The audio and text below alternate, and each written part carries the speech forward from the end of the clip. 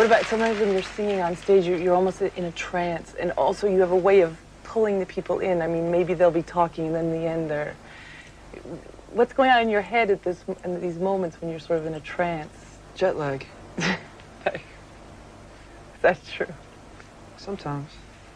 No, it's just singing as best as I can, and just finding out where the music's supposed to go. Just letting myself take messages. Just having fun, really. Mm-hmm. It's okay if people talk. I mean, it's a big place. You might as well talk. Mm-hmm. What about Grace? If so many people, at least in France, the press is all unanimous. Your records are selling. It's a masterpiece. What do you think about it now? Massively beautiful album. Somebody gave us a rush of a commercial that was supposed to go out on the TV, and I hope it doesn't make it. Grace. It's unanimous. Not that that's bad, but it's just the first album, and we've really grown since then, and it just doesn't make sense that it seems to have this kind of impact commercially. Mm-hmm. The people who really, you know, like, I don't know, I'm sick of magazines. I can't even buy them anymore. Just tired of them. They don't say anything. I hope it doesn't sound like I'm whining, and maybe I am. But it's boring, man. I'd rather go to the gig. Now there'll be people who will come out with something else, and people will say, obviously lacking the splendorous chaos of Grace, this new album falls short, you know. Mm-hmm. And I can hear the reviews already, and I'm totally bored. Mm-hmm. I hope that people just calm down, really.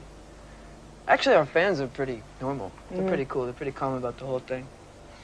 But the media seems to, the media, the rock critics they've lambasted plenty of brilliant friends of mine. It just shows me they have no taste whatsoever, and usually in most cases, you know, just totally destroyed people who make great work. And then this comes along, and this is the thing, you know. How am I supposed to trust that? I can only trust my friends and my band and the people that come. What about, for example, you said in the press, I take heroin, I've taken heroin. Is that dangerous then in this aspect? Is what dangerous? Just say you're, up and coming. I'm using quotes. Well, it's dangerous to give anybody who writes for a medium that's going to go out to thousands of people at once anything about your personal life. But they don't know that's a pinpoint of my life. It's not the whole picture. It's not the whole picture of anybody's life.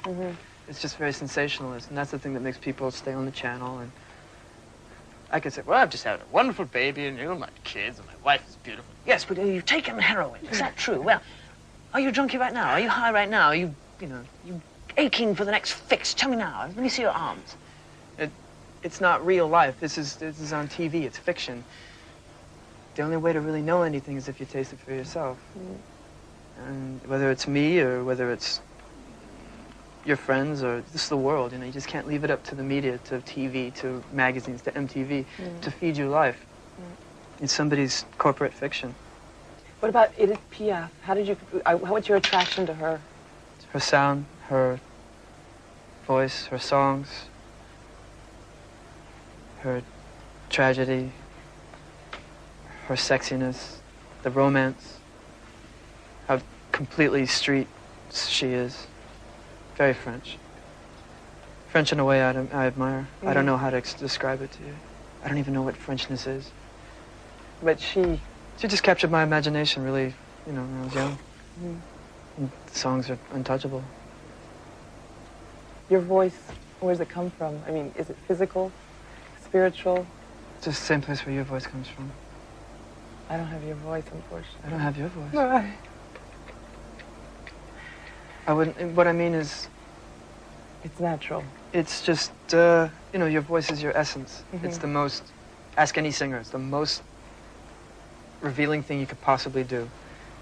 If you're not into a show, and the whole band is together, and even your guitar playing is like really, everything's cool, and then your voice tells the entire crowd that you're just not into it, there's no way you can lie about it. You can't, hi, I'm here, la la la. You can't grimace and, you know, fake it. Your voice does everything. Voice gives you information. You know how people talk in two languages, the words that they give you and the information that really is conveyed through the sound of their voice. That's how children learn how to speak. That's how people know the truth about what people, you know, I love you. I love you. You know, there's a difference between them. Yeah, I love you. You're good. You're great. I like you. You know, you can tell. Goodbye. There are a lot of dinosaurs of rock, 50 years old. And they've been going since they were 25, 22. Whose career do you think is the most, I don't know the word, honorable? Whose career, a 50-year-old rock and roller, I mean, Mick Jagger if you want, or Led Zeppelin now, whose career do you think is the most honorable? Who hasn't sold out too much, hasn't become the businessman, or... I could never make that pronouncement, really, because I don't know what Mick Jagger wants out of life. And ultimately, the people who I'd like to emulate, Joni Mitchell without the cigarettes, Lou Reed, Leonard Cohen,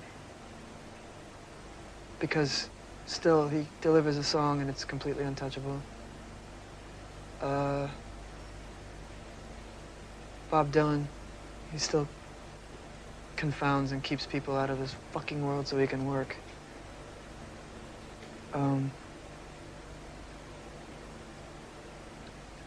And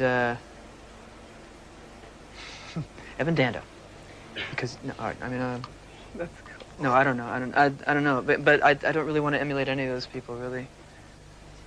But I really admire them. Those are the people that I feel really can still write, really can still have a, you know, they're at the top of their powers, because you don't really need to own the world when you're 22, 23. It's bullshit. What do you know? You really need to bust out and really explode when you're 47, 48. Be like Muddy Waters or John Lee Hooker. When do you think we can wait for a new album from you? When I'm 47, 48. Thanks a lot. Like John Lee Hooker or Muddy Waters. Thanks a lot. Thank you.